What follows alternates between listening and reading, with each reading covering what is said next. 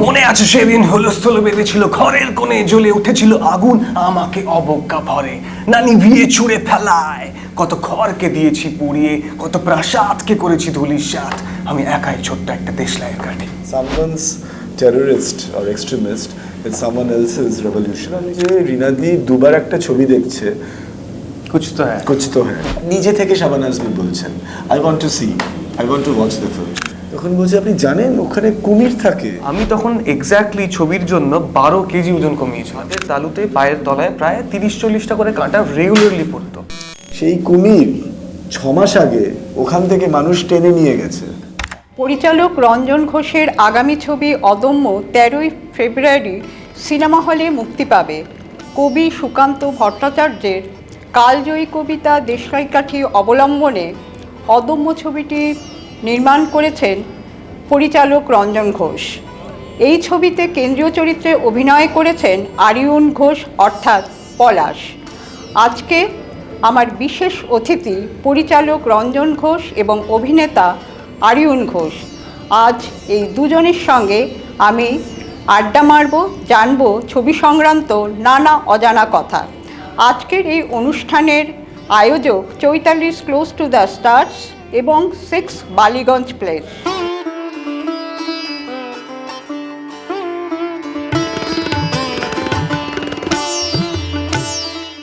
রঞ্জন আর আরিয়নকে আমার চ্যানেলে স্বাগত।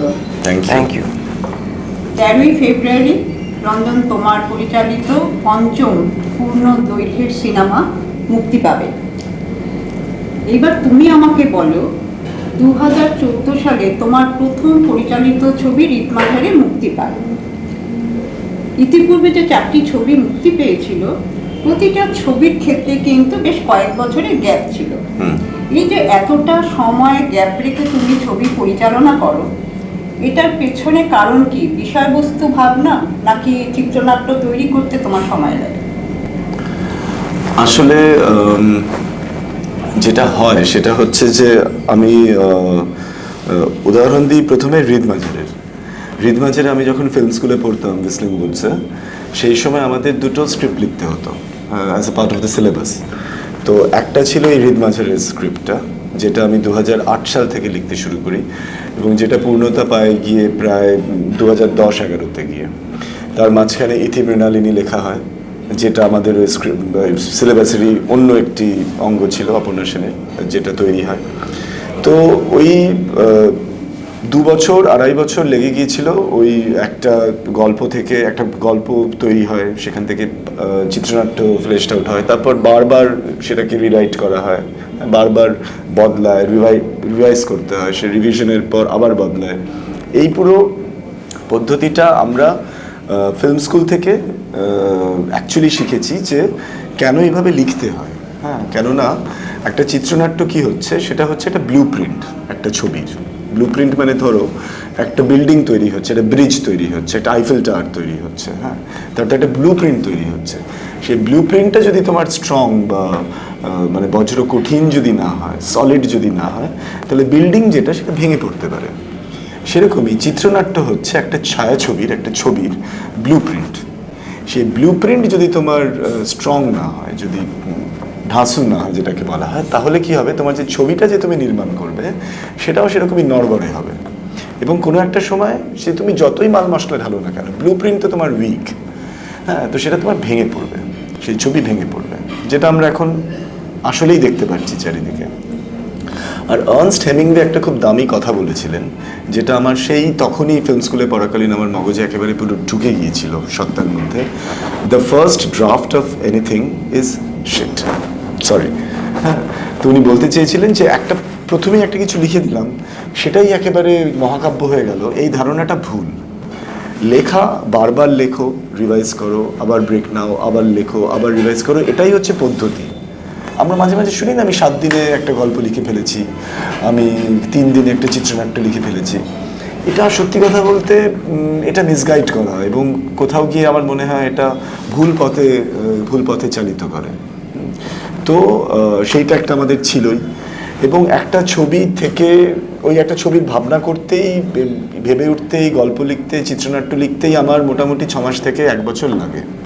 ঠিক আছে, প্রপার জায়গায়, যে আমি যখন নিজে স্যাটিসফাইড হলাম, নিজে যখন খুশি হলাম যে হ্যাঁ এইটাকে এবার আমি ছবিতে চলচ্চিত্র করতে পারি, এটা নিয়ে সেই আমার নিজের স্যাটিসফ্যাকশন লেভেলটা আসতে প্রচুর সময় লাগে। যে আমার যখন মনে হয় যে আমার আর কিছু করার নেই, this is the best that I can give, তখন আমি গিয়ে প্রডিউসার খুঁজি বা অ্যাক্টরদের কাছে যাই। So this process tax up 6 মাস থেকে 1 বছর। তারপর এবার যেহেতু স্বাধীনভাবে ছবি করি, সেই জন্য যেহেতু কোনো প্রোডাকশন হাউসে চাকরি করি না, সেহেতু কি হয়, প্রডিউসারদের কাছে পিচ করতে, সেখান থেকে এই পুরো প্রসেসটা টু অ্যান্ড ফ্রো করতে করতে আরও 6 মাস 1 বছর লেগে যায়, 2 বছর হয়ে গেল। তারপর ছবির শুটিং করে নিয়ে পোস্ট প্রোডাকশন করতে গিয়ে আরও 1-1.5 বছর লেগে গেল। আমি তোমাকে 3 বছরের হিসেবে দিয়ে দিলাম। কবি সুকান্ত ভট্টাচার্যের কালজয়ী কবিতা দেশলাই কাঠি অবলম্বনে তুমি অদম্য ছবিটি পরিচালনা করেছো। কবে থেকে চিন্তাভাবনা শুরু হয়েছিল এবং কেন হয়েছিল? শুধু কি এবছর কবি সুকান্ত ভট্টাচার্যের জন্মশতবর্ষ, নাকি আমরা যে একটা অস্থির সময়ের মধ্যে দাঁড়িয়ে আছি সেই দিক থেকে তুমি চিন্তাভাবনা করে দেখেছো এই অদম্য ছবিটি এই সময় প্রাসঙ্গিক, কোনটা? দেশলাই কাঠির ভাবনাটা খুব ইন্টারেস্টিং, আমি শেয়ার করি। সেটা হচ্ছে যে আমি তখন স্কুলে পড়ি, ওই ক্লাস 2-3-তে হবে, তো দুর্গাপুরে সেন্ট জেভিয়ার স্কুলে পড়তাম। তো দেশলাই কাঠি কবিতাটা সবে আমি আবৃত্তি করা শুরু করেছি আর কি। হ্যাঁ, তো তখন দেশলাই কাঠি কবিতাটা বোধহয় আমার 2য় বা 3য় কবিতা ছিল, যেটা স্কুলে গিয়ে আবৃত্তি করতে হতো, রেসিটেশন করতে হতো। তো ওটা করতে গিয়ে আমি কবিতাটা ভুলে যাই, লাইনগুলো ভুলে গিয়ে পুরো আর কি মানে অডিটোরিয়ামে, হ্যাঁ সবার সামনে সব বন্ধুরা বসে আছে, টিচাররা বসে আছে, করতে গিয়ে আমি লাইন ভুলে গিয়ে কাঁদতে কাঁদতে স্টেজ থেকে নেমে যাই। ঠিক আছে, ওই যে একটা কি বলবো, একটা ক্ষত হয়েছিল, তো সেটা থেকে গেছে ছোটবেলা থেকে। হ্যাঁ, তারপর আমি প্রচুর কবিতা করেছি, প্রচুর আর কি মানে প্রতিযোগিতায় ভাগ নিয়েছি, সেখান থেকে আমি পুরস্কার পেয়েছি, সবই হয়েছে। দেশলাই কাঠিটা আমার মাথা থেকে কখনো যায়নি, হ্যাঁ সবসময় থেকে গেছে। তারপর 2014-তে হৃদ মাঝারে হওয়ার পর আমার মনে হয়েছিল যে একটা অন্য কিছু ভাবি। তখন মাথায় এসেছিল, আমি কিছু ভালো ছবি দেখেছিলাম, যেমন টম হ্যাঙ্কসের অভিনীত কাস্টওয়ে, হ্যাঁ খুব ভালো একটি, খুব বিখ্যাত একটি ছবি। তারপর অল ইজ লস্ট বলে একটি ছবি, যেটা ছিল জাহাজ, মানে একটি আর কি ইয়ট, সেই ইয়ট আর কি মাঝ সমুদ্রে খারাপ হয়ে যায়, নষ্ট হয়ে যায়, এবং সেটাতে আগুন ধরে যিনি আছেন সেলার, তিনি আর কি ডুবে যান।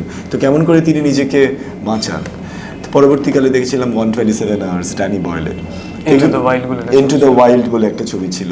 তো এইগুলো দেখে আমার 2014-15-তে মনে হয়েছিল যে আমাদের বাংলাতে তো এরকম একক চরিত্রের সার্ভাইভাল থ্রিলার নেই, একটা যদি করি কীরকম হয়। তো আমি ওকে 2017 বা 2018-কে আরিয়নকে আমি বলেছিলাম যে একটা এরকম কিছু করতে চাই। এইরকমই একটা সময় দেশলাই কাঠির আইডিয়াটা আমার মাথায় আসে, যে দেশলাই কাঠিও তো এক বাক্স দেশলাই কাঠির মধ্যে একটি দেশলাই কাঠি তো একটি একক চরিত্র, একটা যদি দেশলাই কাঠি বের করিনি সেটি তো একটি একক চরিত্র হয়ে যাচ্ছে বাকি দেশলাই কাঠিগুলোর থেকে আর কি। আমার মনে হয়েছিল এই দুটো কোথাও গিয়ে খাপ খেয়ে যাচ্ছে, এটা একটা দিক। আরেকটা দিক হলো যে 2014-15 পর থেকে আমি যখন আমার চারিদিকে দেখছি আর কি, আমার দেশের চারপাশটা দেখছি, দেশ দেখছি, সমাজ দেখছি, আমার কোথাও একটা মনে হচ্ছিল যে আজ যদি কবি সুকান্ত বেঁচে থাকতেন বা ফিরে আসতেন, বা আমাদের ছবির আরেকজন যিনি আছেন শহীদ ভগৎ সিং, তিনি যদি আজ বেঁচে থাকতেন বা যদি আবার নবজন্ম নিতেন, তারা কিভাবে রিয়্যাক্ট করতেন আমাদের দেশের যা হচ্ছে, আমাদের সমাজে যা হচ্ছে, কিভাবে তারা রিয়্যাক্ট করতেন। তো কোথাও গিয়ে দেশলাই কাঠি, কবি সুকান্ত এবং 2014-15 পরবর্তী সময় বা শহীদ ভগৎ সিং, এই পুরোটা একসঙ্গে আর কি আসতে থাকে এবং একটা ইয়ে হয় আর কি, একটা অর্গানিক রিয়াকশন হয়, সেখান থেকে এই আইডিয়াটা উৎপত্তি হয়। দেশলাই কাঠি একটি একক চরিত্র, হ্যাঁ, এবং কোথাও কবি সুকান্ত ভট্টাচার্য তোমার মনের মধ্যে গেঁথে আছে। যখন এই একক চরিত্র নিয়ে বাংলা চলচ্চিত্র করবে ভেবেছো, আমাদের তো বাংলা চলচ্চিত্রে একক চরিত্র নিয়ে ছবি নেই বললেই চলে, হ্যাঁ, তা সেক্ষেত্রে প্রথম বাংলা চলচ্চিত্রে একক চরিত্র, তা কোথাও কি সচেতনভাবে কাজ করেছিল বাংলা সিনেমার ইতিহাসে পরিচালক রঞ্জন ঘোষের নামটা থেকে যাবে? না, ওরকম করে আমার মানে আমি নিজেকে অত গুরুত্ব দিই না। হ্যাঁ, মানে আমার যেটা মনে হয় সেটা হচ্ছে যে সত্যি কথা বলছি, এটা আমি তোমাকে ইন্টারভিউ দিচ্ছি বলে আমি মনে করছি না, আমি আসলেই মনে করি যে আমি তো পরিচালক হতে চেয়েছিলাম যখন আমি ক্লাস 8-9-এ পড়ি। আমার কখনোই ক্যামেরার সামনে থাকার কোনো ইন্টারেস্ট কোনো দিন ছিল না। আমার সবসময় মনে হয়েছিল যে আমি ক্যামেরার পেছনে কাজ করব। যেটা হয়ে গিয়েছিল হৃদ মাজারের সময়, যে সেটাও ছিল বাংলার প্রথম শেক্সপিয়ারের অ্যাডাপ্টেশনে একটা কাজ হয়েছিল, ঠিক আছে, অর্গানিক্যালি। এবং এটাও ওই একক চরিত্রের গল্পটা এবং এই কবি সুকান্তের চলে আসাটা এবং এটা ইনসিডেন্টালি আর অ্যাক্সিডেন্টালি একক চরিত্রটা হয়ে যাওয়াটা ওয়াজ ভেরি অর্গ্যানিক। এটা কোনোভাবে একদমই আমার মাথায় ওরকম ছিল না, এটা হয়ে গেছে এবং তাতে আমার কোনো মানে ওইভাবে আমি ব্যাপারটাকে অ্যাপ্রোচ করি। রঞ্জনী, যেহেতু এটা তোমার পরিচালিত পঞ্চম ছবি, ইতিপূর্বে তোমার 4টে ছবিতে প্রতিষ্ঠিত অভিনেত্রীরা অভিনয় করেছেন, কিন্তু এবারের এই ছবিতে নতুন মুখ। আরিউনকে কেন করলাম আমার মনে হয় আরিউন ছাড়া এটা হতো না। কেন বলছি, আরিউন আমাকে 2018 মানে আহারের সময় থেকে ও পোস্ট প্রোডাকশনে আমাকে অ্যাসিস্ট করেছে, ঠিক আছে। এবং কিছু কিছু ছবির মধ্যে কিছু কিছু শট আছে দুর্গাপুজো সিকোয়েন্সের, দুর্গাপুজো ভাসান যাচ্ছে, সেইগুলো আরিউন শ্যুট করেছিল। ওকে একটা ছোটো ক্যামেরা দিয়ে দিয়েছিলাম, আমি বলেছিলাম এগুলো শ্যুট করে করে আমাকে দিতে হবে, এগুলো আমাদের এডিটে রাখতে হবে। তো তখন থেকে করেছে, পুরো পাবলিসিটিতেও ছিল। হ্যাঁ, তখন থেকে ওকে ঋতুদি দেখতো যে ছেলেটি কে, একটা বাচ্চা ছেলে এসে গুড়গুড় করছে, আরো ছোট আর সুন্দর দেখতে, 8 বছর। হ্যাঁ, তো ওকে নোটিস করতো। তারপর ও মহিষাসুরমর্দিনীতে একটা ছোট পাঠ করেছিল এবং মহিষাসুরমর্দিনীর এন্টায়ার পোস্ট প্রোডাকশন ও আমার সঙ্গে একেবারে পুরো মানে শোল্ডার টু শোল্ডার যেটাকে বলে, একেবারে জাস্ট লাইক মানে কমরেড। হ্যাঁ, পুরো আমার সঙ্গে পুরোটা ছিল। তো আমার কাজের ধরনের সঙ্গে ও পুরোটাই জানতো, ও অবগত ছিল। এবার যখন আমি এই অদম্যর স্ক্রিপ্টটা আমি লিখছিলাম পন্ডিচেরি ইউনিভার্সিটিতে, আমরা ছিলাম পন্ডিচেরি ইউনিভার্সিটি ওই 2022-এর নভেম্বরে, যখন আমার মহিষাসুরমর্দিনী মুক্তি পায়।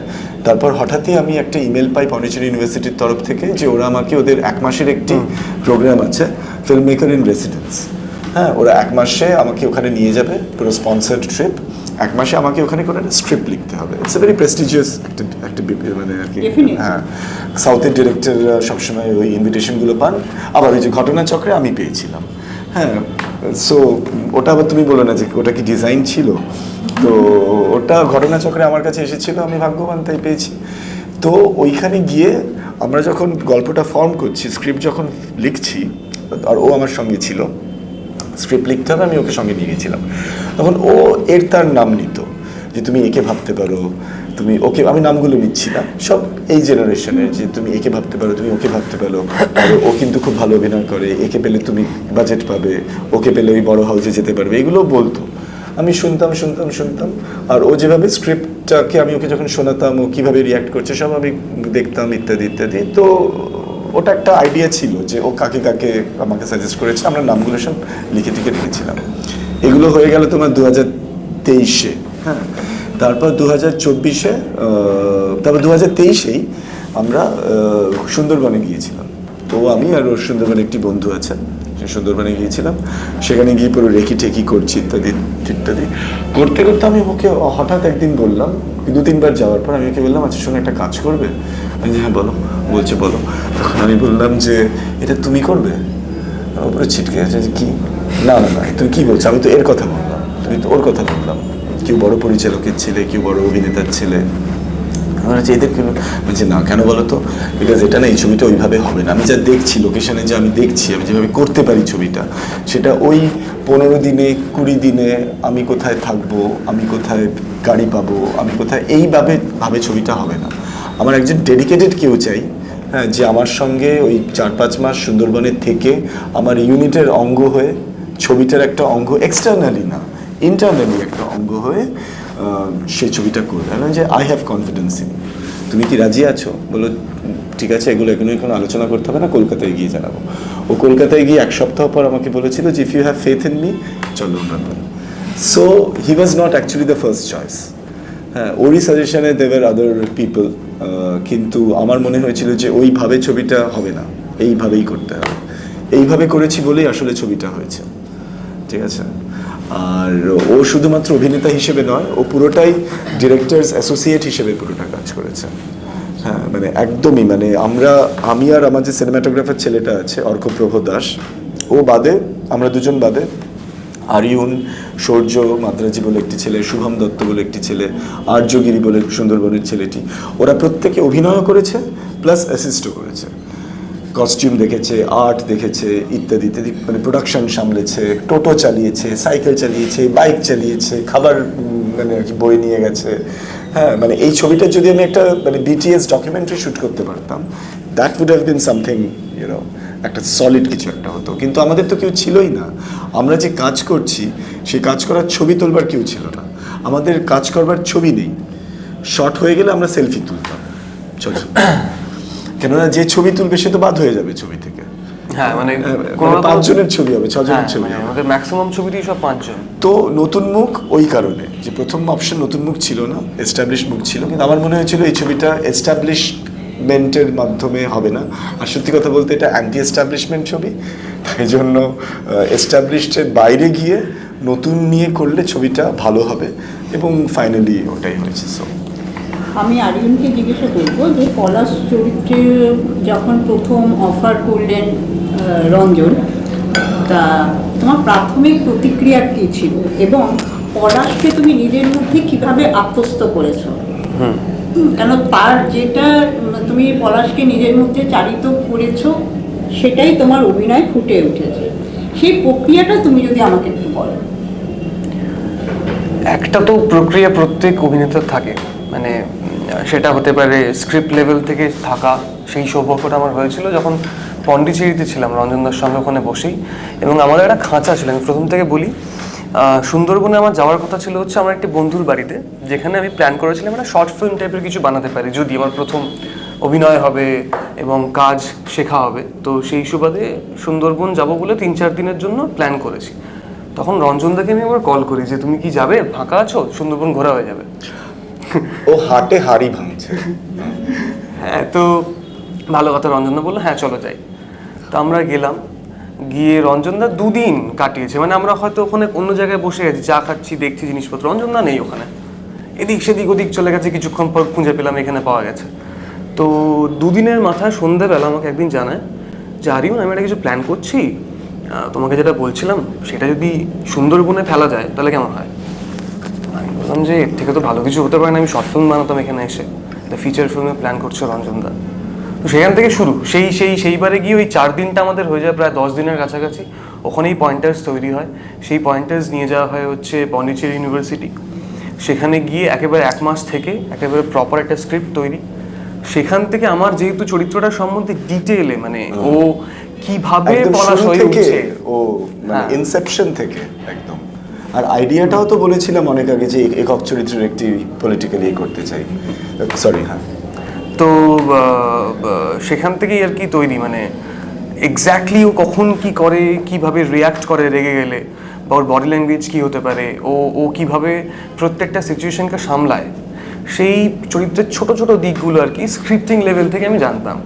তো সেটা আমাকে অলওয়েজ, সেই জন্য আমি কাস্টিংয়ের জন্য রঞ্জনদাকে বলতাম যে এ হতে পারে, ও হতে পারে, সে হতে পারে। তো আমার মনে হতো যে না, এই চরিত্রটার সঙ্গে এই মুখগুলো যায় বা এই শরীরগুলো যায়, তো সেটা আমার জানা ছিল। সেইটা আমাকে পলাশ হয়ে উঠতে অনেকটা বেশি হেল্প করেছে, বিকজ স্ক্রিপ্ট পেয়ে পড়ে আমি পলাশের জন্য প্রিপারেশন নিইনি, পলাশ তৈরি করতে যে প্রিপারেশন ছিল সেইটার মধ্যে আমি ইনভলভ ছিলাম।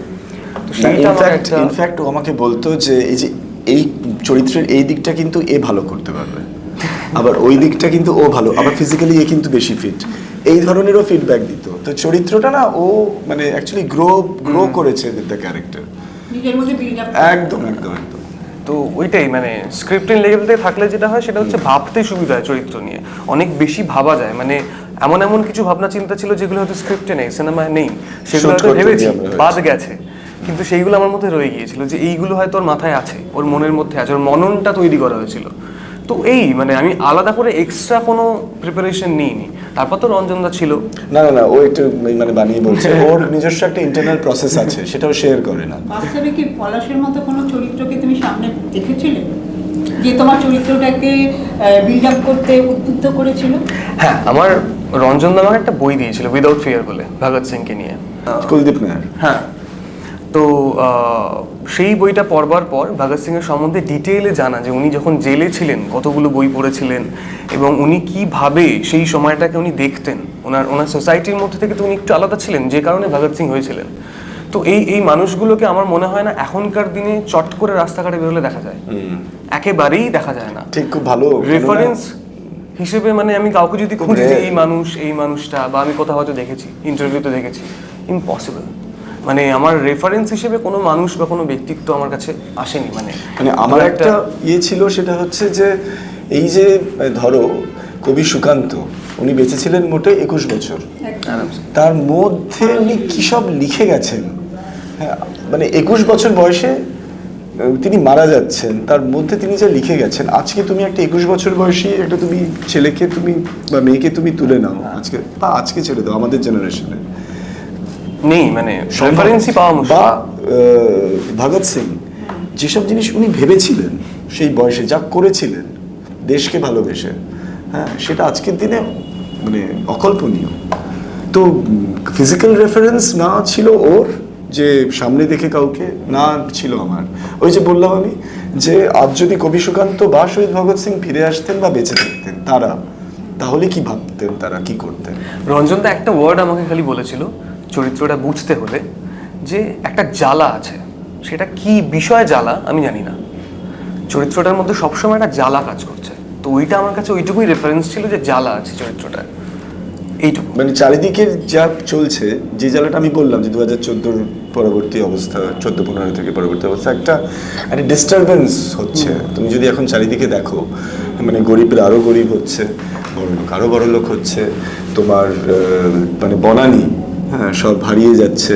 যারা আদিবাসী, হ্যাঁ, সেই আদিবাসীরা তোমার ডিসপ্লেসড হয়ে যাচ্ছে। জঙ্গলকে জঙ্গল, হ্যাঁ, বনকে বন, নদীকে নদী, সব চুরি হয়ে যাচ্ছে। আমি আসতে চাইছিলাম যে খুবই প্রেক্ষাপট হিসেবে সুন্দরবনকে কেন বেঁচেছিল, ওরকম একটা দুর্গম এলাকা যেখানে দিনের আলো খুব তাড়াতাড়ি শেষ হয়ে যায় এবং মানুষের জীবন চোরাস্রোতে কিন্তু অনেক অন্ধকারে চলে যায়। তারপরে ধরো ঘন জঙ্গল, বিষাক্ত পোকা মাকড়, জীব জন্তু, প্রতি মুহূর্তে যেন একটা পরিস্থিতি। সেই জায়গাটাকে কেন বেঁচেছিল? আমার মনে হয় শুটিং এর জন্য মানে সেটিং হিসেবে কেন ভেবেছিলাম, আমার মনে হয়েছিল যে সুন্দরবনের মানে মধ্যে একটা রহস্য আছে, হ্যাঁ, এবং যেই রহস্যটা পুরোপুরি এক্সপ্লোরড নয়। কিন্তু সচরাচর আমরা সুন্দরবন হিসেবে যেই ডেপিকশনগুলো বাংলা সিনেমায় বা বাংলা ওয়েব সিরিজে দেখি, সেটা একটা খুব টুরিস্টি একটা ব্যাপার। হ্যাঁ, পাশেই লজ, পাশেই আর কি সে বাঘ দেখতে যাওয়ার ব্যাঘ্র প্রকল্প, হ্যাঁ, মানে একটা খুব ওপর একটা বাইরে থেকে দেখা একটা পুরো বিষয়। কিন্তু আসলে সুন্দরবন খুব পলিটিক্যাল একটা জায়গা।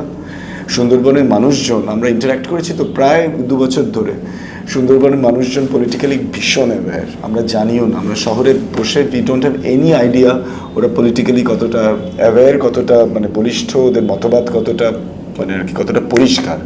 চায়ের দোকানে বসে 3-4টে পলিটিক্যাল পার্টি, রাজনৈতিক পার্টির লোকেরা একসঙ্গে চা খাচ্ছে এবং ফিয়ার্স ওদের মধ্যে একটা তুমুল তর্ক চলছে, অথচ একসঙ্গে চা খাচ্ছে। দেখে মনে হবে সুন্দরবন থেকে যে এই ধরনের ফিডব্যাক পাবো, এই ধরনের মানুষজনদের সঙ্গে আলাপ হবে, এটা জানতাম না। কিন্তু সুন্দরবনের মধ্যে ওই যে বললাম রহস্য আছে, একটা রনেস আছে। একদিকে ঘন জঙ্গল, হ্যাঁ, একদিকে হচ্ছে সমুদ্র খাঁড়ি, একদিকে হচ্ছে নদীগুলো, হ্যাঁ, সেটার মধ্যে automatically there is a sense of thrill, there is a sense of রহস্য, যেটা আমরা অনেক কিছু জানি না। হ্যাঁ, আমার মনে হয়েছিল যে এই এবং অবশ্যই মানে সুন্দরবনের অনেক কিছু ডেভেলপমেন্টের জন্য নানান কিছু পরিবর্তিত হয়ে যাচ্ছে, সেখানকার মানুষজন হয়তো চাইছেন না, হ্যাঁ, কিন্তু হয়ে যাচ্ছে। তো সেরকমই একটা জায়গা থেকে আমার মনে ছিল যে নেচার ওয়াইজ, ভিজুয়ালি বা পলিটিক্যালি বা সোশ্যাল অ্যাঙ্গেল থেকে যদি দেখি মানুষজনদের, হ্যাঁ, সবটা মিলিয়ে সুন্দরবন খুব একটা মানে কি বলবো, একটা খুব পোটেন্ট একটা সেটিং দিতে পারতো এই গল্পটাকে। বিকজ গল্পটা ছিল সার্ভাইভাল থ্রিলার। ওখানে সার্ভাইভ করতে হলে সত্যি খুব স্ট্রাগল করতে হবে। একদিকে পাঁক, একদিকে নদী, সেই নদীতে নামলে কুমির আছে, জঙ্গলে ঢুকলে বাঘ আছে, নয়তো সাপ আছে, নয়তো পোকামাকড় আছে, ওইদিকে গেলে সমুদ্র, যাবেটা কোথায়। হ্যাঁ, এই জায়গাটা আমার মনে হয়েছিল খুব সুন্দর করে আমরা এক্সপ্লোর করতে পারি বলেই সুন্দর। শুটিং করতে গিয়ে কোনো প্রতিকূল পরিস্থিতির সম্মুখীন তোমরা হয়েছিলে, এবং এটাও শুনেছি তোমার নাকি পা কেটে ক্ষত বিক্ষত হয়ে গেছিল।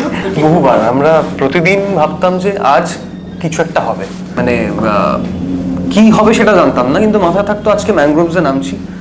বিকজ ওইখানে এমন অবস্থা, প্রত্যেকটা গাছের ওই পাতার মধ্যে পর্যন্ত কাঁটা থাকতো। মানে আমি যে কদিন ম্যানগ্রোভসের মধ্যে ঢুকে শ্যুট করেছি, মানে শট দেওয়া হয়েছে এবং ফিরেছি খোঁড়াতে খোঁড়াতে, আর ওদের ওখানে চটের বিছানা থাকতো। আমার যে বন্ধুর বাড়ি, ওদের তো পুরো মাটির দালান টালান, তো ওইখানে গিয়ে আমি পুরো শুয়ে পড়তাম এভাবে।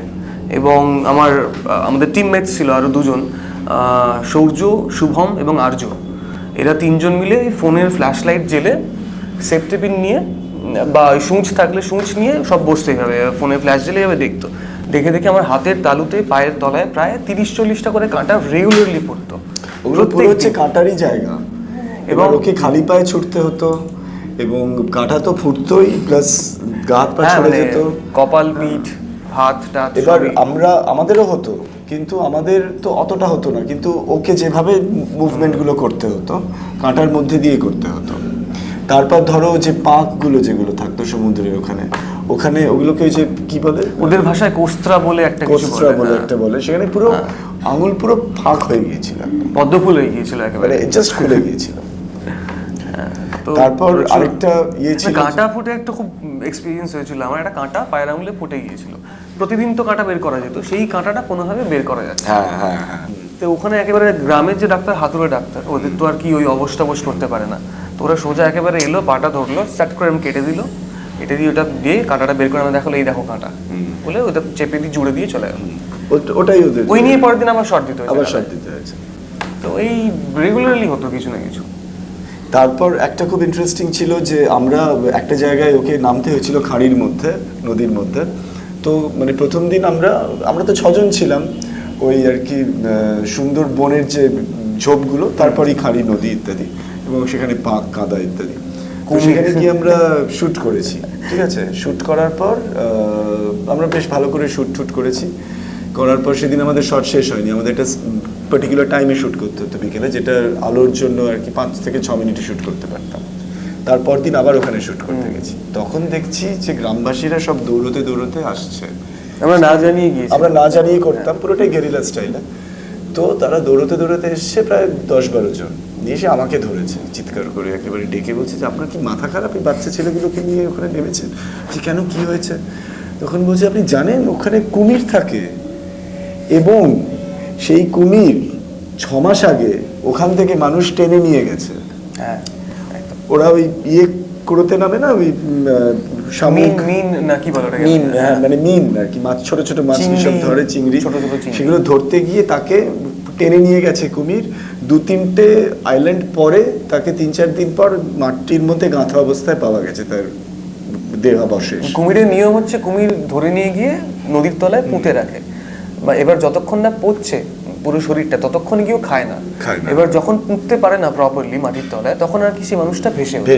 আদারওয়াইজ কুমিরে নিয়ে গেলে অনেকে ফেরে না, দেখা যায় না। 3-4 দিন পর তার দেহ আর কি ভেসে উঠেছে, 3-4টে আইল্যান্ড পর দূরে। তো বলছে এখানে তো কুমির থাকে, আপনি এখানে কি করছেন?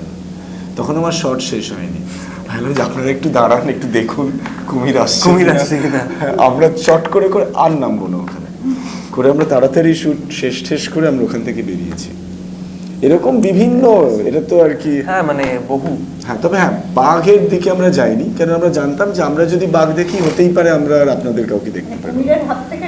কুমিরের হাত থেকে রেহাই পেয়েছি, কিন্তু বাঘ অব্দি আমরা পৌঁছনি, এই জন্য বাঘ দেখতে পেয়েছি কথাটা বলা যাবে না। আচ্ছা, পলাশ তো একজন শিকারী, তার শিকার কারা, কিন্তু ঘটনাচক্রে সেই একদিন শিকার হয়ে যায়, সেটা যদি একটু বলা যায়। পলাশের শিকার এই গল্প অনুযায়ী, এবং পলাশ মানুষটার যদি শিকার হয়ে থাকে, যারা এই মুহূর্তে যে মানুষ, বা সেটা কোনো যে কেউ, মানে কোনো সংস্থাও হতে পারে, তারা যে অত্যাচার করছে, মানে আমি বলতে চাইছি একেবারে গরিবদেরকে লুটছে, হ্যাঁ, সাধারণ মানুষদেরকে মুরগি করছে, এবং মানুষরা বুঝতে পারছে কিন্তু প্রতিবাদ করতে পারছে না, সেই মানুষগুলো বা সেই সংস্থাগুলো হচ্ছে পলাশের শিকার। পলাশের শিকার হচ্ছে নিষ্ঠুরতা, পলাশের শিকার হচ্ছে শোষণ, নিষ্ঠুরতা, শোষণ এবং প্রথমে ভোট চাওয়া হয় বন্ধু সেজে, হ্যাঁ, তারপর তারা হয়ে যায় রাজা, রাজা মনে করতে আর শুরু আমরা করে। হয়ে যাই প্রজা। প্রজা। পলাশীর শিকার। এই যে অন্যায়ের বিরুদ্ধে পলাশের লড়াই, সেক্ষেত্রে কি পলাশকে চরমপন্থী আখ্যা দেওয়া হয়, নাকি সে রাষ্ট্রের চোখে অপরাধ? শুধু এটা- ভগৎ সিং এটা শুধু ভগৎ সিংকেও বলা হতো এইটা হ্যাঁ, শহীদ ভগৎ সিংকেও বলা হতো যে উনি একেবারে চরমপন্থী, এবং এক এক সময় তো প্রায় নেতাজিকেও বলা হতো যে ওনার যে পন্থা, প্রেক্ষিতটা কি সেটা দেখতে হবে। কিন্তু কি কারণে হচ্ছে, এবং কি বলবো, প্রতিবাদ তো সবাই করছে। পলাশ ডেফিনেটলি পলাশ হচ্ছে অ্যান্টি এস্টাবলিশমেন্ট একজন কেউ, এবং সে একটি শিক্ষিত ছেলে। সে অঙ্কেতে সে মাস্টার্স করেছে, সে খুব ভালো শব্দছক করতে পারে, সে খুব ভালো কবিতা লিখতে পারে, সে খুব ভালো আর কি কবিতা লিখতে পারে বা কবিতা আবৃত্তি করতে পারে, এবং সে খুব স্পোর্টি, সে খুব চঞ্চল, সে শিক্ষিত একটি ছেলে এবং অ্যান্টি এস্টাবলিশমেন্ট।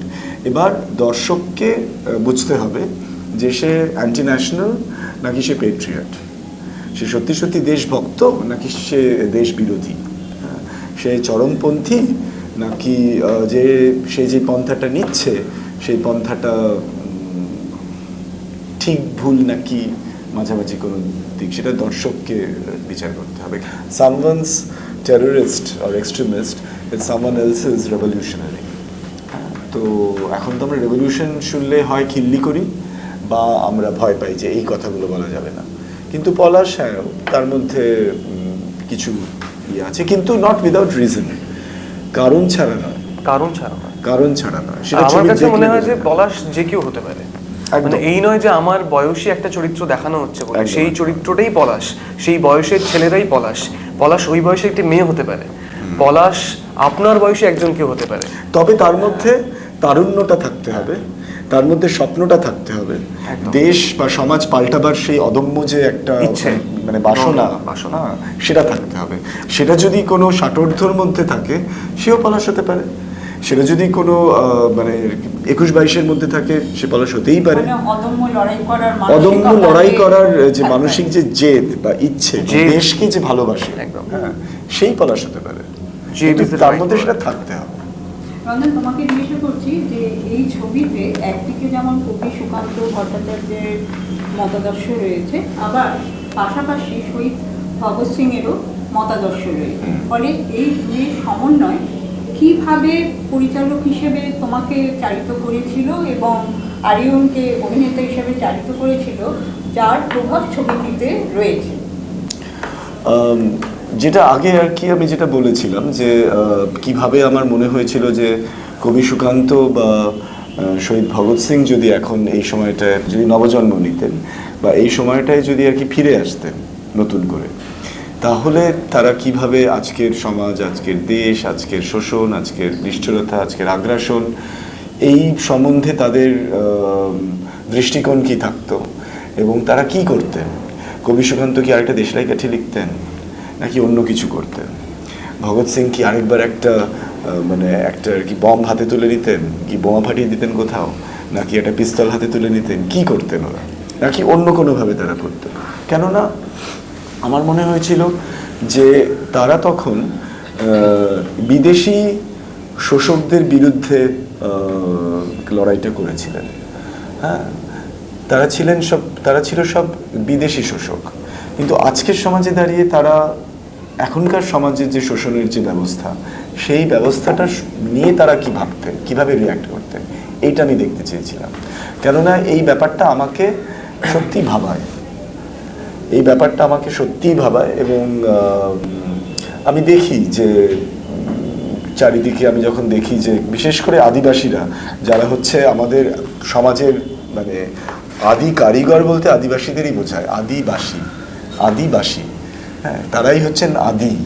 সেই আদিদের যখন আমরা তাদের বাসস্থান থেকে পরপর উচ্ছেদ করছি, উচ্ছেদ করে সেখানে অট্টালিকা আসছে, সেখানে প্রগতির নামে বড় বড় কারখানা তৈরি হচ্ছে, হঠাৎ করে নাকি উচ্ছেদ করা হঠাৎ করে উচ্ছেদ করা হচ্ছে বা ঠকিয়ে উচ্ছেদ করা হচ্ছে, নাকি সেখানে অনেক ডেভেলপমেন্ট হবে, এই ব্যাপারগুলো আমাকে সত্যিই খুব ভাবায়। তাদের যাওয়ার কোথাও নেই, তারা কোথায় যাচ্ছে? হয় তারা শহরে গিয়ে ভিক্ষে চাইছে বা শহরে গিয়ে কোনো চাকরি করছে, কিংবা তাদেরকে ঘুরপথে ওই জায়গাতেই কোনো কারখানা বা কোনো মানে আর কি, কারখানা তো ঠিক আছে, বা কোনো মানে বড় হয়তো কোনো হাউজিং কমপ্লেক্স তৈরি হলো, সেটাও পেরে উঠছে না, কারণ তোমার পেপারস তো অনেকেরই নেই, অনেকেরই থাকে না। তারপর কি করবে? হচ্ছে এরকম জায়গায় তাদেরই আবার চাকর বানিয়ে চাকরি দিয়ে দিচ্ছে, তাদের জায়গা থেকে উচ্ছেদ করে। তো এই পুরো ব্যাপারটা, স্পেসিফিক্যালি এই ব্যাপারটা, আদিবাসীদের যে ব্যাপারটা, এটা আমাকে খুব এবং এই সবের সঙ্গে জুড়ে থাকে হচ্ছে দুর্নীতি, করাপশন, লোভ, কর্পোরেট লোভ, ঠিক আছে? এবং সবটাকেই আর কি ঢাকা দিয়ে থাকে এটা বলে যে এই যে ভোটের যে পুরো সিস্টেমটা হয়ে গেছে, যে আমাদের তো গণতন্ত্র আছে, কেন তোমরা তো ভোট দিতে পারছো, হ্যাঁ, কিন্তু প্রশ্নে আমি আসছিলাম নেক্সট প্রশ্নে, যে 13ই ফেব্রুয়ারি তোমাদের ছবি মুক্তি পাচ্ছে অদম্য, 14ই ফেব্রুয়ারি হলো ভালোবাসার দিবস, আর অন্যদিক যদি দেখি আসন্ন বিধানসভা নির্বাচন, তা ফলে কোন সত্তাটা কাজ করেছে ছবি তৈরির ক্ষেত্রে? Good question.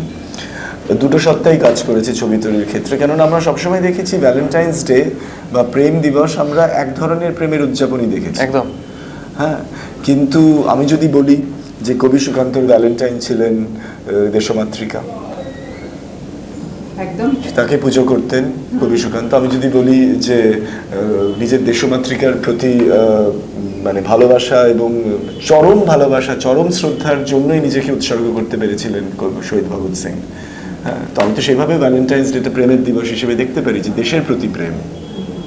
দেশমাতৃকাও ভাবতে পারেন, আবার অনেকে দেশকে মা হিসেবে মানে আর কি ভাবেন না, তারাও ভাবতে পারে যে দেশের প্রতি যে প্রেম, সেইভাবে আমরা ভ্যালেন্টাইন্স ডেটাকে দেখতে চেয়েছি। আরেকটা আমি খুব ক্লিয়ার ছিলাম, খুব পরিষ্কার ছিলাম যে এই ছবিটা এই ভোটের সময় যে এত সবাই হঠাৎ করে এসে উপস্থিত হন এবং সবাই এসে বলতে থাকেন যে আমাকে ভোট দাও, আমরা তোমাদের রাজা, বাড়িতে বাড়িতে কল লাগে, বাড়িতে বাড়িতে যায় এবং সব জায়গায়, তখন হঠাৎ আমাদের মনে হয় যে বাবা আমরা এত গুরুত্বপূর্ণ, এতই আমাদের গুরুত্ব। যেই ভোট শেষ হয়ে যায় সবাই আবার হাওয়া হয়ে যায়, হ্যাঁ। তো ভোটের সময় তারা আমাদের রাজা বানিয়ে রাখেন, ভোটের পর তারা আমাদের প্রজা বানিয়ে রাখেন। এই ব্যাপারটার জন্যই আমি চেয়েছিলাম যে এই ছবিটি মুক্তি পেতে হবে, এবং আমাদের যে কাহিনীর যে সূত্রপাত সেটি একটি এরকম ভোটের মানে ভোটের ভাষণ চলছে, হ্যাঁ, সেইটার সঙ্গে যুক্ত, ঠিক আছে, সেইটার সঙ্গে যুক্ত। ও খুব আমাকে ইয়ে করে, বললাম না ডিরেক্টরস অ্যাসোসিয়েট, তো সেটার সঙ্গে যুক্ত। তো আমার মনে হয়েছিল যে ভোটের সময়তেই এটা আসতে হবে, এবং ভোটের সময় না এলে আমার মন ভরবে না। একটা ছবি করে তো একটা মন ভরাতে হবে। ছবিরও প্রেক্ষাপট একেবারেই ভোটের সময়, মানে সেইটা খুব জরুরি একটা সময়। এই ধরনের গল্প যদি এরকম সময়ের আগে না আসে তাহলে মানে নেই, মানে এটা ভোট হয়ে গেল আর কি, বিধানসভা লোকসভা সব হয়ে গেল, তারপর ছবিটা এলো, এটা কোনো মানে থাকবে না। এই সময় হচ্ছে ওই যে বলে না hit the iron man it's hot, এই হচ্ছে সময়। এখন চারিদিকে আর কি শোনা যাচ্ছে দামামা, এই দামামার সময় আর কি বোমাটা ফেটেছে। That is the idea. আচ্ছা রঞ্জন, তোমার এই ছবির মাধ্যমে ভারতবর্ষে খ্যাতনামা অভিনেত্রী পরিচালক অপর্ণা সেন প্রথম নিবেদক হিসেবে এলেন। সেটা কি তোমার সঙ্গে ব্যক্তিগত হৃদ্যতার সূত্রে, নাকি তোমার জোরালো উপস্থাপনা ছবিটা দেখার পর? সেটা হচ্ছে প্রতি 2-3 দিন অন্তর অন্তর ফোনে বকা খাই, হ্যাঁ। হৃদ্যতা যদি থেকে থাকে সেটা ওইভাবে এক্সপ্রেসড হয় আর কি, মানে কোনো দিন যায় না, কোনো মাস যায় না যে ফোন করেছি এবং বকা খাইনি। যখন ফোনে বকা খাইনি তখন টেক্সটে বকা খেয়েছি, হ্যাঁ। এটা হচ্ছে 17 বছর ধরে চলছে, কিন্তু আমি এটাকে আশীর্বাদ হিসেবে মনে করি যে তার মতো একজন গুণী মানুষের মানে বকাটাও কজন পায়, খায়, ঠিক আছে, আশীর্বাদ, অ্যাবসলিউটলি আশীর্বাদ। এবং আমি একটি ছবিতেই আমি কাউকে উনি বলেন ওটা ওর আর কি মাহাত্ম্য যে আমি ওর সহলেখক, কিন্তু আমি মানে মনে করি ইতি মৃণালিনীতে আমি ওনাকে অ্যাসিস্টই করেছিলাম, রীনাদিকে, অপর্ণা সেনকে।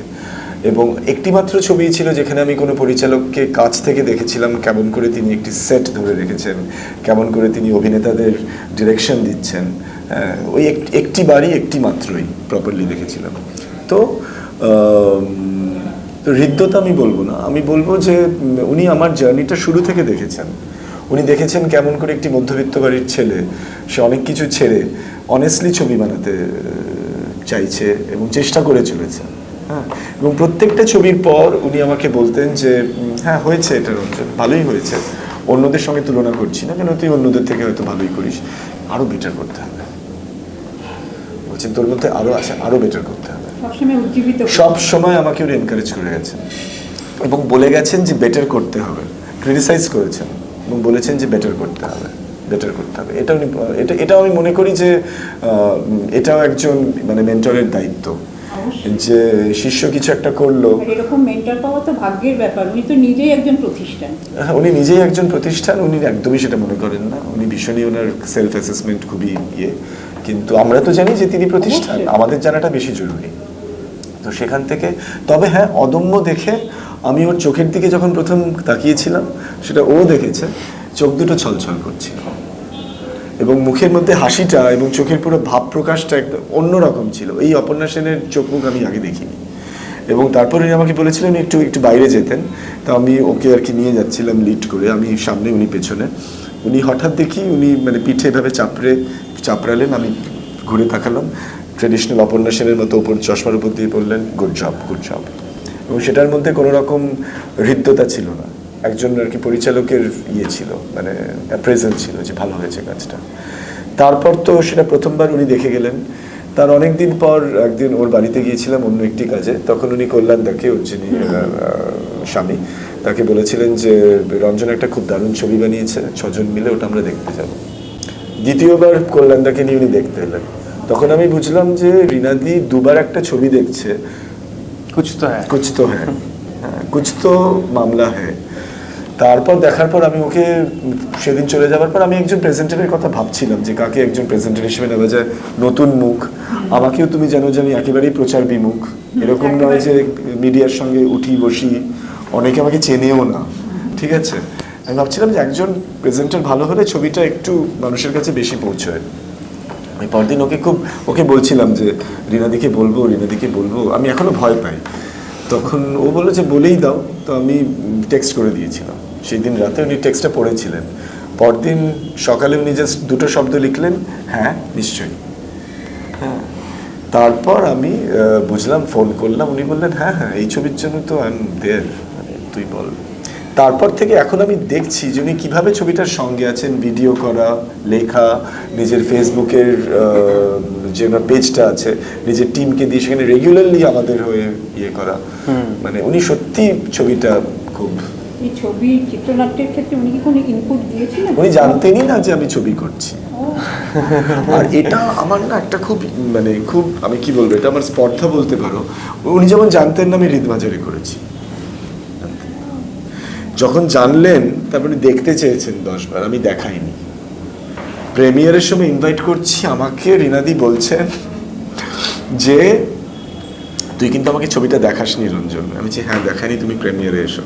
আমার যদি খারাপ লাগে আমি কিন্তু কিছু বলবো না তোকে, হ্যাঁ আমি কিন্তু চুপ থাকবো। আমি তোমাকে কিছু বলতে হবে না, আমি তোমাকে বলতে বলেছি, তুমি সেই ছবিটা দেখবে। উনি ছবি দেখেছিলেন, তারপর যা যা হয়েছিল ইত্যাদি ইত্যাদি। তো আমি কখনোই ওটা আমি মেনটেন করি যে রিনাদির সঙ্গে কিছু পারমিশন নেওয়া বা কিছু, সেইটা আমি কখনো করিনি। কিন্তু আমি আহারের চিত্রনাট্য ওনাকে শুনিয়েছিলাম, মহিষাসুরমর্দিনীর চিত্রনাট্য ওনাকে শুনিয়েছিলাম, রং বেরঙের করি চিত্রনাট্য ওনাকে শুনিয়েছিলাম, কিন্তু হৃদমাঝারিটা আমি ওনাকে শোনাইনি।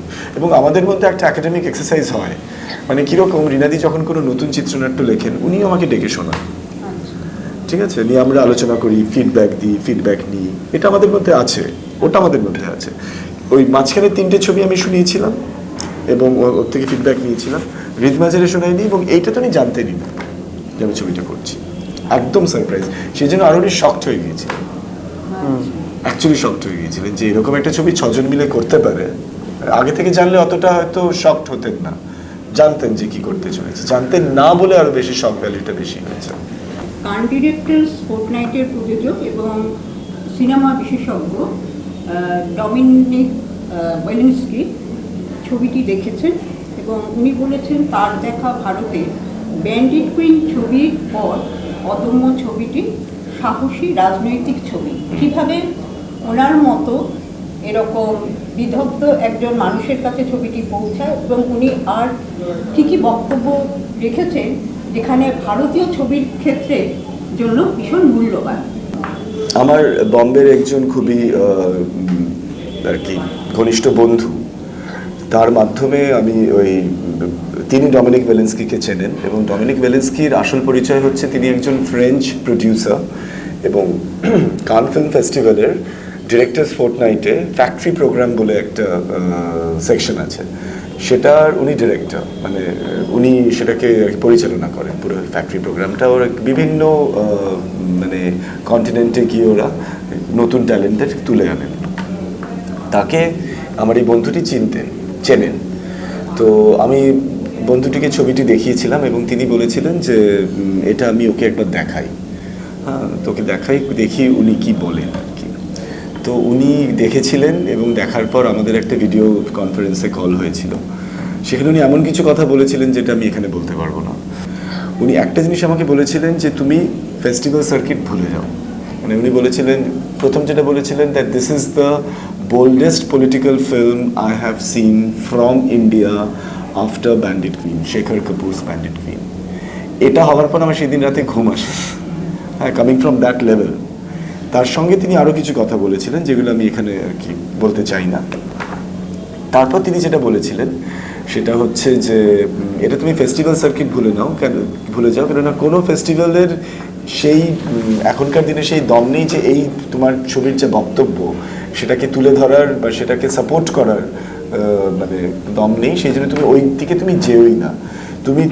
আমি তোমাকে সাজেস্ট করবো তুমি এই ছবিটা মানুষের মধ্যে যেভাবে হোক তুমি আর কি মানুষের কাছে পৌঁছে দাও। তার জন্য তোমাকে যতটা পরিশ্রম করতে, এই যে বলছো না পরিশ্রম করছি, ওই জায়গা থেকে এন্ডোর্সমেন্টগুলো এসেছে, আমারও তো একটা এনকারেজমেন্ট দরকার। তো বলেছে তুমি এই ছবিটা কিন্তু মানুষের কথা বলে এবং দারুণভাবে মানুষের কথা বলে, তুমি ছবিটা মানুষের কাছে নিয়ে যাও। কিভাবে নিয়ে যেতে হবে that you have to decide, তুমি নিয়ে যাও, মানুষ এই ছবি গ্রহণ করবে। তুমি ফেস্টিভ্যাল সার্কিটে যেও না, ফেস্টিভ্যাল সার্কিটের সেই দম নেই যে এই ছবিকে, এবং আমি সেটা মানে আমি জানি সেটা পরবর্তীকালেও আরও যারা আর কি দেখেছেন তারাও বলেছেন একই কথা। সো হ্যাঁ ওইটা। এছাড়াও দাদা সাহেব ফালকে পুরস্কার প্রাপ্ত পদ্মবিভূষণ, 16 বার রাষ্ট্রপতি পুরস্কার পেয়েছেন বিশিষ্ট চিত্রনাট্যকার, প্রযোজক, পরিচালক আদুর গোপালকৃষ্ণনও ছবিটি আর দেখেছিলেন।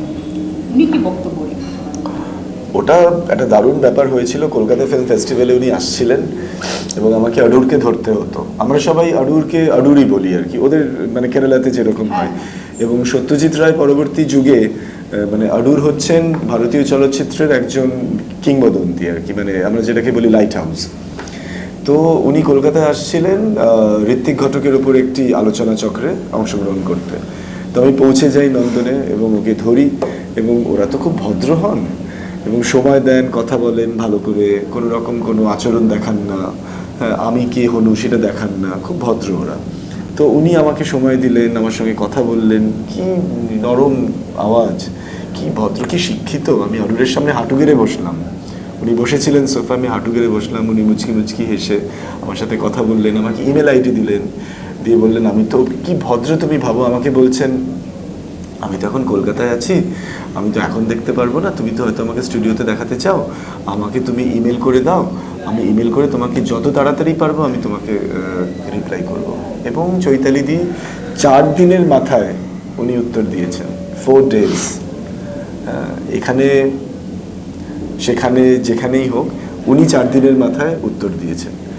এবং উনি দেখে যা লিখেছিলেন, যা বলেছেন, সেটা আমরা ট্রেলারেও আমরা ব্যবহার করেছি যে exceptionally conceived and well executed with good performances and well suited locales. তারপর কনগ্রাচুলেশনস জানিয়েছেন। তারপর একটা কথা যেটা আমাকে খুবই মানে কি বলে, আমাকে খুবই আবেগী করে তোলে, সেটা উনি লিখেছেন যে এই ছবিটা, এই অদম্য নামটা হচ্ছে সংস্কৃত নাম, অদম্যা। তো এটার তুমি একটা টাইটেল ভাবতে পারো, দ্য ইররিপ্রেসিবল ইংরেজিতে। আমাদের ইংলিশ টাইটেলটা হচ্ছে দি আনব্রোকেন। উনি সাজেস্ট করলেন দ্য ইররিপ্রেসিবল। এটা আমাকে খুব ছুঁয়ে গিয়েছিল যে ওর এতটাই ছবির সঙ্গে ইনভলভমেন্ট, যিনি একটা আলাদা টাইটেল সাজেস্ট করেছিলেন এবং আমি ওকে জড়িয়ে ধরেছিলাম এবং ওটার স্ক্রিনশট ওকে পাঠিয়েছিলাম। আডুর লিখছেন গুড পারফরমেন্সেস, তোমাকে এই জিনিসটার মান রাখতে হবে সারা সারা জীবন ধরে। তোমার এই ছবিটা দেখে আডুর লিখে পাঠিয়েছেন গুড পারফরমেন্সেস, এটার মানে কি তুমি হয়তো এই বয়সে বুঝতে পারছো না, তুমি যখন আমার বয়সে হবে তখন তুমি বুঝতে পারবে। এটার মান ধরে রেখো, এই মানটাকে নষ্ট করো না, ঠিক আছে? এটা একটা হিউজ রেসপন্সিবিলিটি। এছাড়াও তোমার রাষ্ট্রপতি পুরস্কার প্রাপ্ত অভিনেত্রী শবানা আজমি, ভারতের একজন খ্যাতনামা পাওয়ারফুল অভিনেত্রী, সেই সঙ্গে পদ্মশ্রী এবং পদ্মভূষণ প্রাপ্ত বিশিষ্ট কবি, গীতিকার, চিত্রনাট্যকার জাভেদ আখতার, ওনারাও দুজন ছবিটি দেখেছেন। ওনারা কি ফিডব্যাক দিয়েছেন? ওটা খুব একটা মজার ব্যাপার হয়েছিল, এটা আমি একটু শেয়ার করি। রিনাদির 80তম জন্মদিনে তো আমরা গিয়েছিলাম, তুমি দেখেছিলেন। গিয়ে দেখছি যে আমরা সবাই বয়স্কা, উনি একমাত্র অষ্টাদশী হয়ে বসে আছেন আর কি, মানে 80 তো বোঝাই যাচ্ছে না, এমন করে ঘুরে ফিরে বেড়াচ্ছেন। সেখানে কঙ্কনা শাবানাজির সঙ্গে আমার পরিচয় করিয়ে দেয়। কঙ্কনা ইন্ট্রোডিউস করে যে এরকম হচ্ছে রঞ্জন, আমাদের সঙ্গে ইতি মৃণালিনী করেছিল, তারপরে অনেক ভালো ভালো ছবি করেছে বাংলা, এখন একটা ওর ছবি করেছে, মা সেটা প্রেজেন্ট করছে। শাবানাজি ওইটা ক্যাচ করে, তার আগে হ্যাঁ এটা হয়। না Rina presenting which film, what film, তখনই আমাকে ভালো করে দেখলেন আর কি। What is your name, okay Ranjan, so what is the name of the film, how may I watch it, হ্যাঁ করিনি। তারপর এই যে বম্বের লোকজন বা ব্যাপার আছে, উনি বললেন যে can you email it to me, নিজে থেকে শাবানা আজমি বলছেন I want to see, I want to watch the film. হ্যাঁ, উনি আমাকে ওইখানেই ওনার জিমেল আইডি সেটা দিয়ে দিলেন এবং বললেন তুমি আমাকে পাঠিও। আমি বললাম থ্যাংক ইউ ম্যাম করে, ওখানে চ্যাপ্টার শেষ। আমি ভেবেছি যে উনি ভদ্রতা করে বলেছেন, কঙ্কনা বলেছে, উনি ভদ্রতা করে আমাকে ইমেল আইডি দিলেন। পরদিন সকালে রিনাদির ফোন 9:30টার সময়, বলো তুই কি শাবানাকে পাঠিয়ে দিয়েছিস? বললাম যে না পাঠাইনি। বললাম আমরা ব্রেকফাস্টে বসে আছি, ও তো দেখতে চাইছে, তুই পাঠা। আমি সঙ্গে সঙ্গে পাঠিয়ে দিয়েছি। শাবানাজি 7 দিনের মাথায় রিপ্লাই করলেন। কতটা সংক্ষিপ্ত, ওদের কাছে ছবিটা আসল, নিজেদের মুখটা আসল না।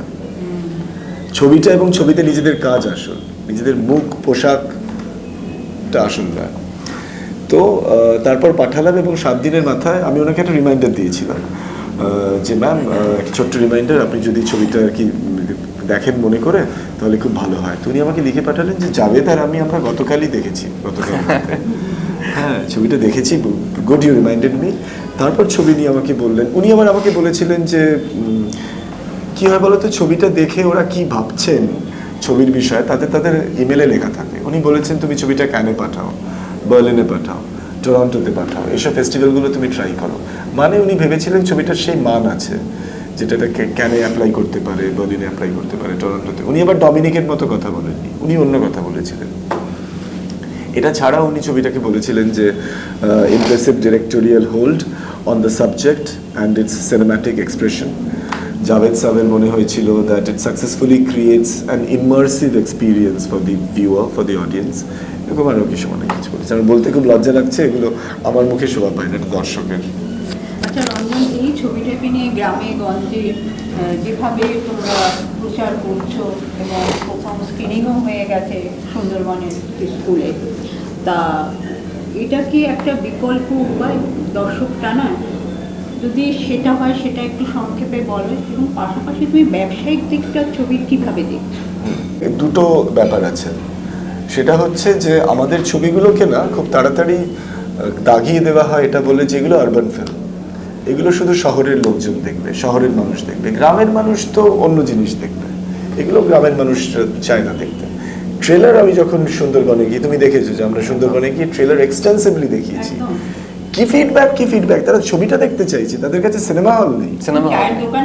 চায়ের দোকানে গিয়ে, আমাদের এখানে ক্যাফে আছে, মল আছে, পার্ক আছে, আমরা সেখানে বসে সিগারেট খাই, চা খাই, আড্ডা দিই। ওদের কাছে কোনো এন্টারটেনমেন্টের জায়গা নেই। মোড়ে মোড়ে চায়ের দোকান, সারাদিন খেটে আসবার পর সেই চায়ের দোকানে গিয়ে সবাই জড়ো হয়, চা খায়, সিগারেট খায়, তাস খেলে, অনলি এন্টারটেনমেন্ট, আর টিভি চলে। একদম। ওরা দেখতে চাইছে ছবিটা, বলছে আমাদের এখানে তো কোনো হল নেই, আপনি সিনেমা নিয়ে আসুন, পর্দার ব্যবস্থা আমি করবো, আমরা করবো, একদম, একদম। সাউন্ড সিস্টেম আমরা দেবো, আমরা ছবিটা দেখতে চাই। ওরা দেখতে চাইছে ছবি। এখানে আমাদের বলে দেওয়া হয় এগুলো তো আরবান ফিল্ম, কেউ দেখবে না, ঢপবাজি বেসিক্যালি, এটা থাকুক ভিডিওতে।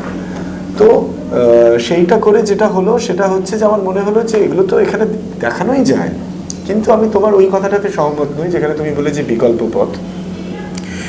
বিকল্প পথ যদি বেছে নিই যে ওটা বিকল্প পথ, তাহলে যতবার স্বাধীন ছবি তৈরি হবে আমাদের বলা হবে তোমরা ওইভাবে ছবি দেখাও। এই যে প্রাতিষ্ঠানিক যে রিলিজের যে সিস্টেমটা, this is my right, this is my fundamental right to exploit this system which is already there, যেটা প্রাতিষ্ঠানিক সিস্টেম, যেটা দ্যাট ইজ মাই চয়েস। আমি ওটাও চাই, আমি এটাও চাই। আমি প্রাতিষ্ঠানিক জিনিসটা কেন ছেড়ে দেবো? আমাকে যখন প্রতিষ্ঠান আছে যেখানে আমি আর কি ছবিটা রিলিজ করলে টাকা তুলতে পারি, আমার টাকা উঠে আসে প্রযোজক হিসেবে, আমার সহ প্রযোজকদের টাকা উঠে আসে, আমি সেইটা কেন আমি ছেড়ে দেবো? আমি এটাও চাই। এবং যেটা তুমি বিকল্প পথ বলছো, আমি বলছি এটা বিকল্প না, আরেকটা পথ, উইচ ইজ মাই চয়েস। আমি ওটাও করতে চাই, যেখানে টিকিট বিক্রি করে বিভিন্ন জায়গায়। আমি ইন্টারাক্ট করছি, এই যে স্বাধীনভাবে তুমি ছবিটা করেছো একজন পরিচালক হিসেবে, আজকাল তরুণ প্রজন্মের বহু পরিচালক আছে, তারা স্বাধীনভাবে ছবি করছেন, পরিচালনা করছেন, তারা কতটা উজ্জীবিত হতে পারে তোমার এই পন্থাতে? আমি জানি না, আমার তো অনেকেই আমাকে বলছেন যারা এখন স্বাধীনভাবে অনেকে এখন কাজ করছেন, তারা অনেকে ফেসবুকে, মেসেঞ্জারে, ফোনে, হোয়াটসঅ্যাপে, তারা অনেকেই বলছেন যে এটা একটা কিন্তু পথ হতে পারে। রঞ্জনদা, থ্যাংক ইউ সো মাচ, আমরা ভাবছি এইভাবে যদি যাওয়া যায়। তখন আমি বলছি থ্যাংক ইউ করো না, বিকজ আমি জানি না এটা করতে গিয়ে আমি টপকে পড়ে যাবো কিনা, ছবিটার কী হবে আমি জানি না।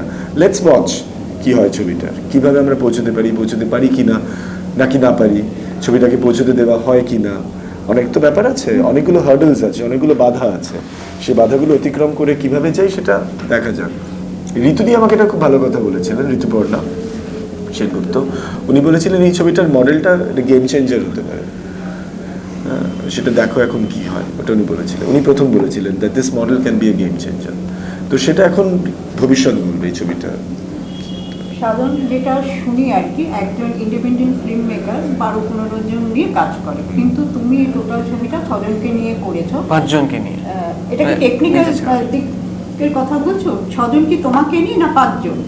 6 জন আমাকে নিয়ে। 6 জন তোমাকে নিয়ে, তাই এটাকে এর মধ্যে কি টেকনিক্যাল পার্সনও কি জড়িত? সেটা কিভাবে হয়েছে?